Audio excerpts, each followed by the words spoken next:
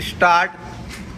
आदरणीय महोदय, हमारे संविधान में समाजवाद, धर्म निरपेक्षता, धन का समान वितरण एवं सामाजिक न्याय इत्यादि के लक्ष्य निर्धारित किए गए हैं। दूसरी ओर आज भी भारत जैसे विकासशील राष्ट्र के सामने गरीबी, भुखमरी, कुपोषण, बेकारी, निरक्षरता, बेरोजगारी जैसी समस्याएं गंभीर रूप से विद्यमान हैं, तब वहाँ इन संवैधानिक लक्ष्यों का महत्व और भी अधिक हो जाता है।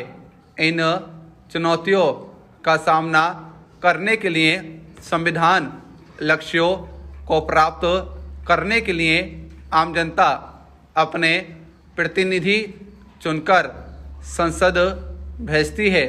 संसद जब इन गंभीर समस्याओं का समाधान करने के लिए कोई कानूनी कदम उठाती है और न्यायपालिका मौजूदा संवैधानिक प्रावधानों के अंतर्गत अपनी समीक्षा शक्ति के बल पर इन कानूनों को अवैध घोषित कर देती है, तो उस समय बड़ी नाजुक स्थिति निर्मित हो जाती है। इस संबंध में अनुभव करने वाली बात यह है कि जब इस तरह के न्यायिक निर्णय देश के आर्थिक सामाजिक विकास में गतिरोध के रूप में साबित होने लगते हैं, हमारे देश की लोकतांत्रिक शासन व्यवस्था में जन निर्वाचित निकाय संसद एवं विधानमंडल जन इच्छाओं को प्रतिबिंबित करते रहे हैं एवं जनमत तथा जनादेश के प्रति वचनबद्ध भी होते हैं। यहाँ प्रश्न उठता है कि जब जनाकांक्षाओं को प्रतिबिंबित करने वाली संसद द्वारा इन्हीं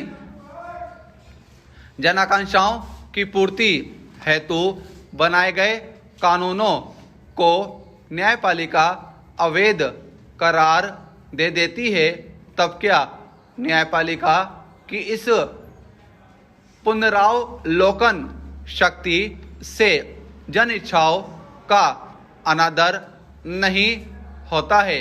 क्या ऐसा करने का उसे अधिकार है? क्या न्यायपालिका की शक्ति जन शक्ति से ऊपर है? हमारी मौजूदा प्रजातांत्रिक व्यवस्था में जनता सर्वोच्च है अथवा न्यायपालिका जब सारी शक्ति का विश्वास था कि भारतीय राजनीति व्यवस्था में संसद, जो कि जन निर्वाचित निकाय है, उसकी भूमिका प्रथम होनी चाहिए और न्यायपालिका की भूमिका गौड़ राजनीतिक व्यवस्था और न्यायपालिका की व्यवस्था में संवैधानिक व्यवस्था करना संभव नहीं हो पाता है। इस बात पर हमको विचार करना चाहिए। सभाध्यक्ष जी, अब मैं छठवां प्रश्न जो शिक्षा विभाग के बारे में करना चाहता हूं, आपका ध्यान आकर्षित करते हुए निवेदन करता हूं कि पहाड़ी इलाकों में पढ़ाई की स्थिति यह है कि पाठशाला में बच्चों को छोटे छोटे कमरों में दरी पर बैठना पड़ता है। अनुभव यह है कि जहां पाठशाला है वहां अध्यापक नहीं है, जहां अध्यापक हैं वहां चौक नहीं है, जहां चौक है वहां डस्टर नहीं है, जहां चौक और डस्टर हैं वहां अध्यापक नहीं है। मैं चाहता हूं कि पाठशालाओं में अध्यापक चौक दस्तर दरी की व्यवस्था की जाए। सभाध्यक्ष महोदय, मेरे क्षेत्र में प्राथमिक शिक्षा विद्यालय सन 1967 से संचालित है। मैं कहना चाहता हूं कि बच्चे प्राथमिक शिक्षा पास कर लेते हैं तो गांव में माध्यमिक शिक्षा विद्यालय नहीं है। उन्हें माध्यमिक स्तर की शिक्षा प्राप्त करने के लिए कम से कम 5 कोस की दूरी तय करनी पड़ती है। जब माध्यमिक शिक्षा पास कर लेते हैं तो गांव में उच्चतर माध्यमिक विद्यालय नहीं है। उन्हें उच्चतर माध्यमिक स्तर की शिक्षा ग्रहण करने के लिए 10 मील की दूरी तय करनी पड़ती है। मैं विश्वास दिलाता हूं कि यहाँ की आबादी करीब 6000 है। यहाँ पर माध्यमिक एवं उच्चतर माध्यमिक विद्यालय खोलने की मांग काफ़ी समय से चल रही है, किंतु आज दिनांक तक माध्यमिक एवं उच्चतर माध्यमिक विद्यालय की स्थापना नहीं हुई है, जिसके कारण शैक्षणिक विकास पूरी तरह से सीमित होता जा रहा है। मैं इस ओर आपका ध्यान दिलाना चाहता हूं। उप सभाध्यक्ष महोदय, अब मैं 7वें प्रश्न पर आना चाहता हूं। मेरे लोकसभा क्षेत्र के अंतर्गत ट्रांसफार्मर अधिक मात्रा में जल रहे हैं।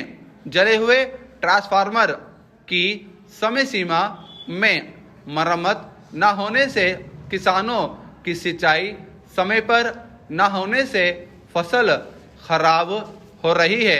जनप्रतिनिधियों द्वारा अतिरिक्त ट्रांसफार्मर की मांग समय समय पर की जाती रही है, लेकिन क्षेत्र में स्थापित ट्रांसफार्मरों के उन्नयन के प्रस्ताव पर कार्यवाही नहीं हुई। प्रस्ताव पर कार्यवाही नहीं होने के कारण पर्याप्त विद्युत संचालन शक्ति के अभाव में विद्युत उपकरण जल रहे हैं। आज भी अपने देश के राजनेताओं की विशेषता कहें या उनकी व्यवस्था या राजनीतिक कलाबाजी या फिर सुर्खियों में बने रहने की इच्छा कि वे विवादित बयान देने में पीछे नहीं रहना चाहते। यह अलग बात है कि बाद में क्षमा मांगना पड़े।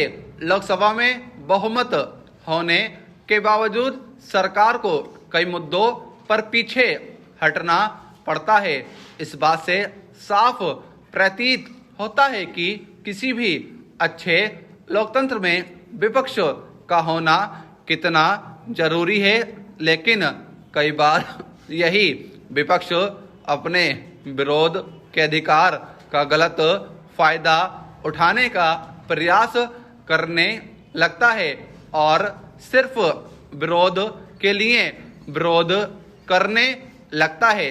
पार्टी का वैचारिक पक्ष यहाँ आकर थोड़ा कमजोर नजर आने लगता है। सांप्रदायिकता के बारे में प्रधानमंत्री जी ने खुद कहा है कि हम किसी तरह की सांप्रदायिक घटना सहन नहीं करेंगे। इस मामले में विपक्षी दल हर मुद्दे पर सरकार के ऊपर भारी पड़ रहा है। आजकल भ्रष्टाचार पर बड़ा हो हल्ला मचा हुआ है।